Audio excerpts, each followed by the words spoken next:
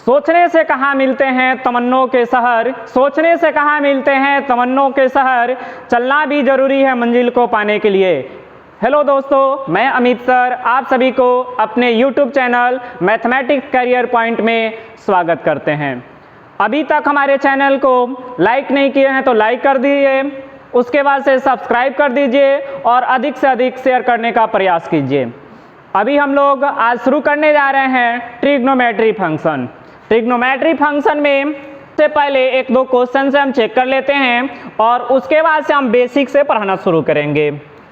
इसमें देख लीजिए, सबसे पहला क्वेश्चन है sine x plus cos x बराबर 2 हो तो कॉस एक्स का मान हमें बताना है। तो इसमें आप भी ये भी जानते हैं कि साइन 0 डिग्री से लेकर के साइन 360 डिग्री तक न्यूनतम मान -1 और अधिकतम मान 1 होता है। अर्थात कोई भी वैल्यू लेंगे तो -1 से लेकर के +1 तक लेना है। अर्थात इसका मान यदि हम 1/2 ले लें तो इसका मान 3/2 लेना पड़ेगा 2 लाने के लिए। अर्थात 1/2 में 3/2 जोड़ेंगे तभी 2 प्राप्त होगा। जबकि ये मान क्या होता है कि कॉस में संभव नहीं है, क्योंकि कॉस 0 डिग्री से लेकर के 360 डिग्री तक कॉस में भी सबसे न्यूनतम मान -1 और अधिकतम वैल्यू 1 आता है। अर्थात इसमें भी यह 3/2 नहीं आता है। अर्थात हमें इसमें न्यूनतम मान इसका भी 1 ही लेना पड़ेगा और इसमें भी 1 ही लेना पड़ेगा। अर्थात ये भी देख लिए कि जब साइन x बराबर 1 लेते हैं तो इसमें x का मान 90 डिग्री प्राप्त हो जाएगा। यानी 1 कितना डिग्री का मान होता है तो साइन 90 डिग्री का। तो जब cos 90 डिग्री लेंगे तो इसका मान कितना हो जाता है 0। अर्थात ऑप्शन नंबर कितना सही होगा, ए सही होगा। नेक्स्ट क्वेश्चन देखते हैं। नेक्स्ट क्वेश्चन है यदि साइन x बराबर 3/5 तो लंब p का मान आपको बताना है।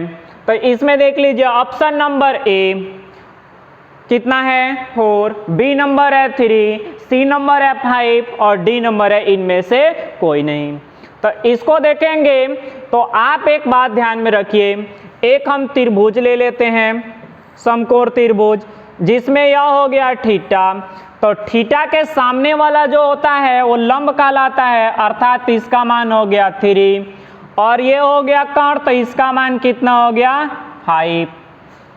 तो इसमें आपको साइन थीटा जो होता है वह क्या होता है लंब बटा कर्ण।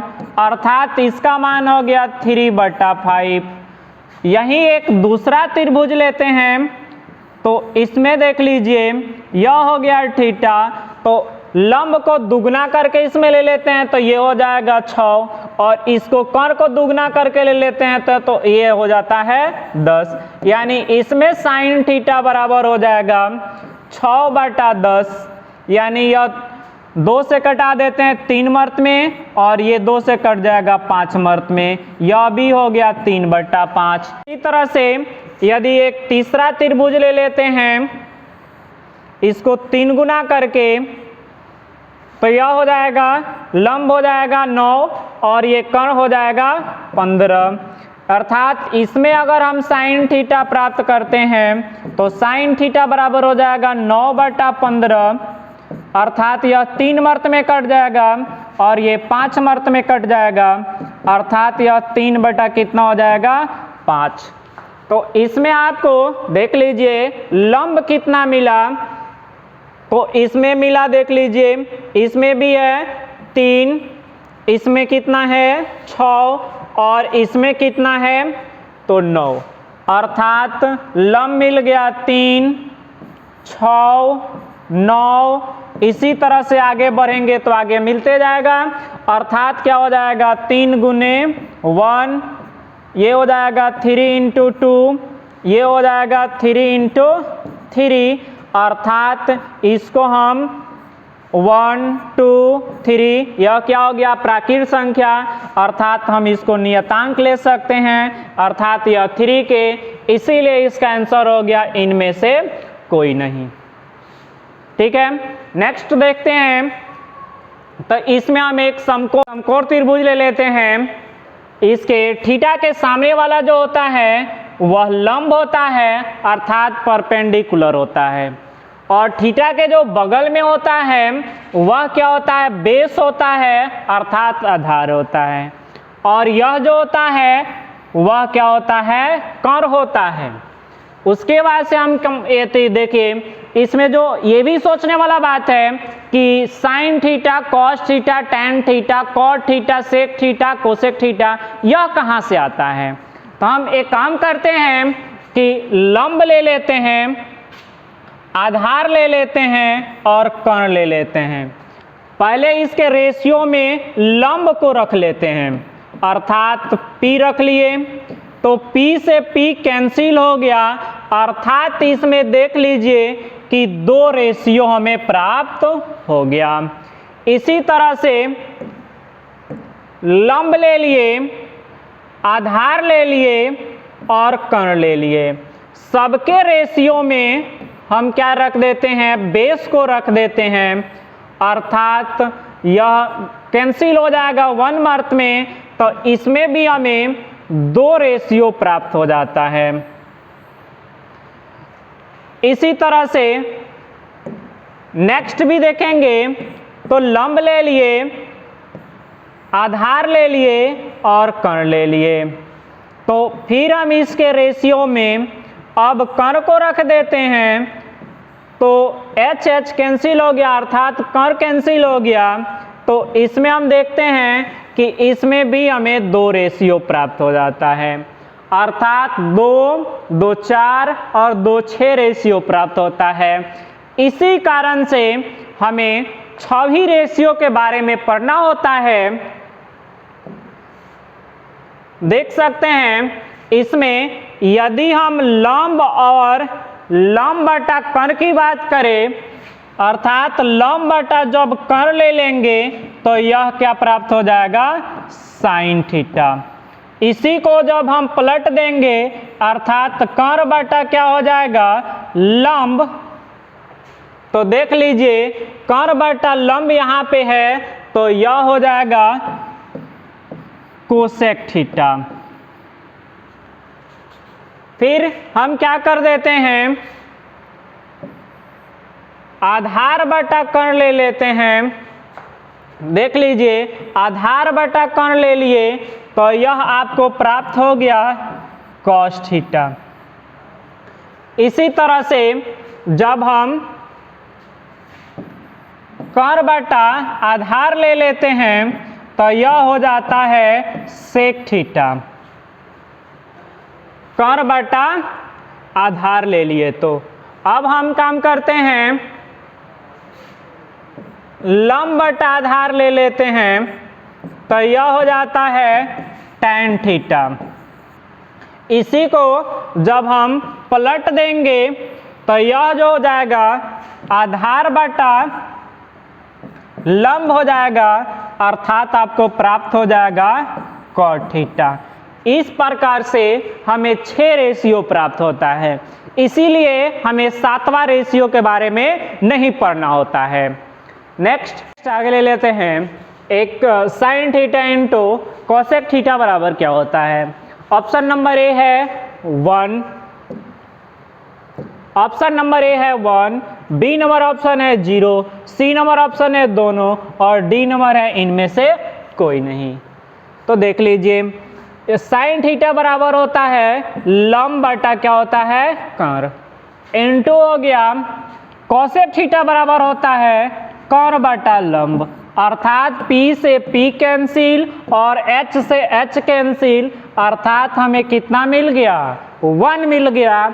इस कारण से इसका आंसर जो होगा A नंबर होगा, अर्थात यहाँ पे 1 प्राप्त हो गया। तो देखने वाला यह भी बात है कि हमें इसमें sine theta into cosec theta बराबर 1 प्राप्त हो गया, अर्थात जब साइन थीटा प्राप्त करना हो तो यह इनटू में है, तो इधर जो आएगा इधर जाएगा तो क्या हो जाएगा, इधर जाएगा तो भाग में हो जाएगा, अर्थात 1 बटा क्या हो जाएगा, कोसेक थीटा हो जाएगा। इसी तरह से जब हमें कोसेक थीटा प्राप्त करना हो तो क्या हो जाएगा, यह 1 बटा यह जो इनटू में है इधर जाएगा तो क्या हो जाएगा, डिवाइड में हो जाएगा, यानी भाग में हो जाएगा, तो यह हमें प्राप्त हो जाएगा साइन थीटा। इसी तरह से हम देखेंगे, इसी तरह देखेंगे तो cos theta into sec theta बराबर क्या हो जाएगा, 1 हो जाएगा। तो इस प्रकार से जब हमें कॉस थीटा प्राप्त करना होगा तो यह क्या हो जाएगा, 1 बटा इंटू में है तो इधर क्या हो जाएगा, भाग में चला जाएगा, तो 1 बटा क्या हो जाएगा, सेक थीटा। जब सेक थीटा में प्राप्त करना होगा तो यह क्या हो जाएगा, 1 बटा कॉस थीटा प्राप्त हो जाएगा। इसी तरीका से यदि हम tan theta into cot theta लेंगे तो यह भी क्या हो जाएगा, 1 प्राप्त हो जाएगा। और इसमें टैन थीटा को प्राप्त करना हो तो हम क्या करेंगे, कॉट थीटा को भाग में भेज देंगे, यानी 1 बटा क्या हो जाएगा, कॉट थीटा। इसी तरह से जब कॉट थीटा को प्राप्त करना होगा तो हम क्या करेंगे, टैन थीटा को भाग में भेज देंगे, अर्थात यह क्या हो जाएगा, 1 बटा टैन थीटा। इसी प्रकार से देख लीजिए, यदि हम